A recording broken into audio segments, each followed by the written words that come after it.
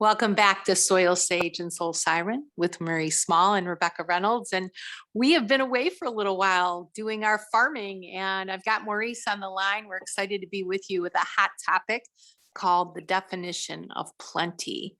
How you doing, Maurice? Doing well, Rebecca. How are you today? Well, I'm plenty happy to be on with you. That's right. Yeah. And, this is a really important topic in a world of excess and a world of lack too. We have huge amounts of people who have more than what they need, who are over consuming beyond just food. And we have people all over the world with lack and disease and illnesses because of that lack.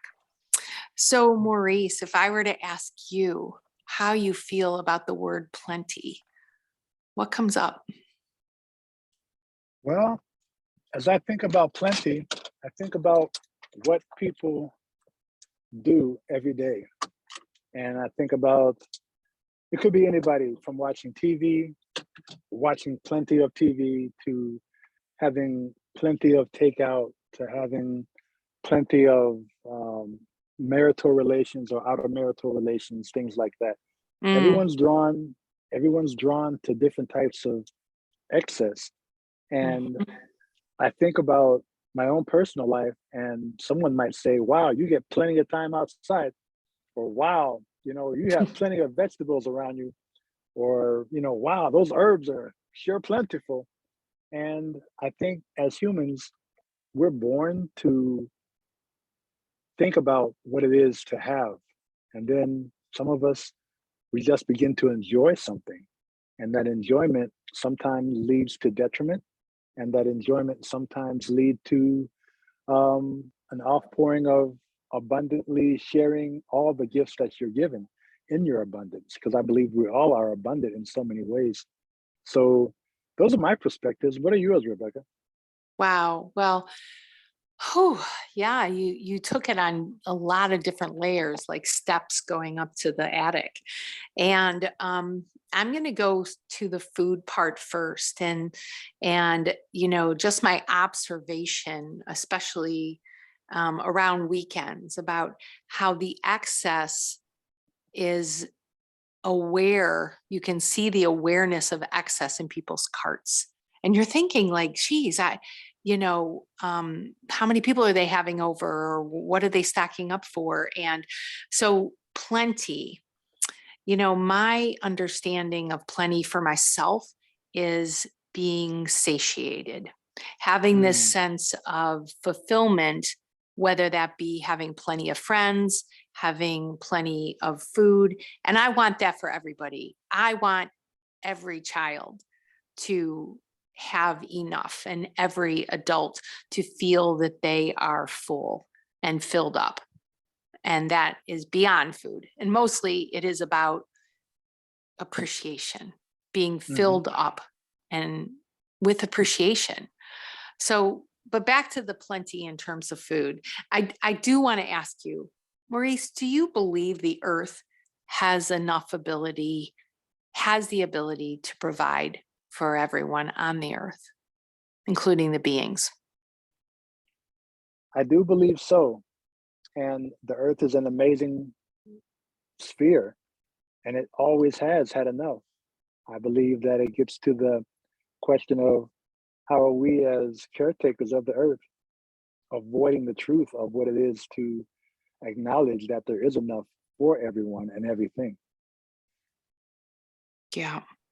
And if we recognize there was definitely enough food, a plentiful amount of food for all beings, that is the way the earth was structured to have enough.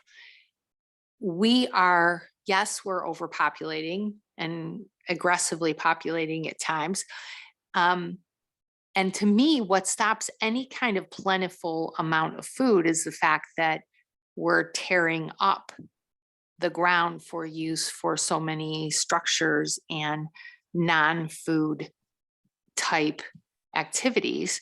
I'm interested in how you feel about that in terms of maintaining plenty to eat without having to compromise plenty of housing and or, yeah. How do you feel about that? I feel that a re-examination is necessary with our developers. I feel that a re-examination is necessary with our governments, and most definitely a re-examination of individual ideals of how we are living, and how all those re-examinations need to have a common strikeable balance so that we're able to come to certain actionable conclusions. There's a number of native sayings about when the last buffalo is gone, when the last deer is gone, when the last tree is gone, you're going to have to, you know, eat your coins. You're going to have to eat your dollar bills and your pounds Hmm. and your yens.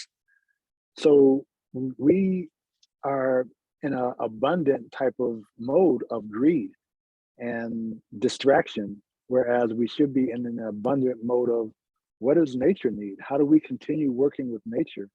And how do we not build so much, but build smart? How do we not build so much as far as cutting down more trees, which is totally unnecessary, and building on a parking lot where the Walmart used to be, or the Kroger used to be, or the movie theater used to be? There's so many, and this is my weekly podcast rant. How do we look at abandoned land?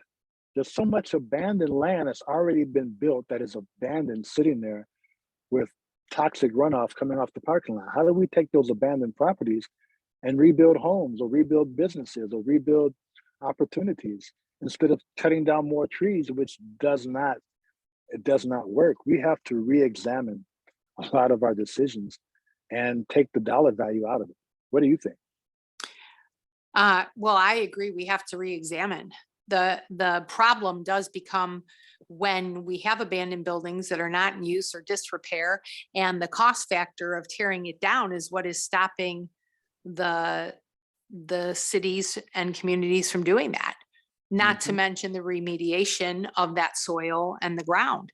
So and you know better than I what it would take to make that a usable plot, and maybe not for building, but for farming. And to go back to the definition of plenty is, I feel, the Earth's design. Mhm. To go back to the design that was original before we took over in our own human pandemic. I'm not Mhm. talking about the virus. I'm talking about, well, the virus that is humanity's greed and Mhm. overconsumption and lack of ability to recognize that living in community and sharing things would prevent a lot of the waste of the resources. I don't even want to use the word resources, the gifts of our natural world. They're gifts. And so, okay, so really the definition of plenty is reorganizing our brains to realize that enough is enough with Yep. our attitudes, restoring our consciousness to love of all beings and starting again. Wow, how much time do we have to do that, Maurice? Right? It's overdue. All the books It's, are overdue, and the fines are mounting. yeah, it's overwhelming because we're knocking at the door of a massive amount that believes that this can continue and no problems. Mhm. And we're sinking. And even the problems we have way over there, we don't have to look at that. So the definition of plenty is to, in my mind, is to look at the original design of Earth and contemplate within our souls, how can we get back to that more and more each day? What do we Mhm. have to let go of, from stuff, but more importantly, our ideas of what is enough, and create a new definition of plenty, which is togetherness and sharing commitment, and values. Sounds like a workshop in DC and a workshop in Portland and a workshop in Missouri and a Yeah, workshop so in Japan. so y'all gotta have us coming out for this. Sign up soon. I'm sure we're gonna have plenty of people calling us to do these workshops. I'm excited. Are you excited, Maurice? Tremendously excited for the calls to come in about workshops around plenty and what plenty Yeah, looks like and what plenty is and the reimagining of who we are as a species. It begins now. It has to begin now. We've turned too many corners and things are overdue. So let's begin now. Call us up now. absolutely. So from Maurice Small and Rebecca Reynolds, Maurice Small, the soil sage, and Rebecca Reynolds, the soul siren, we thank you for reorganizing your hearts to a new definition of plenty. And we will see you at our next talk. Thanks, Maurice. Thanks, Rebecca. Thanks, everyone.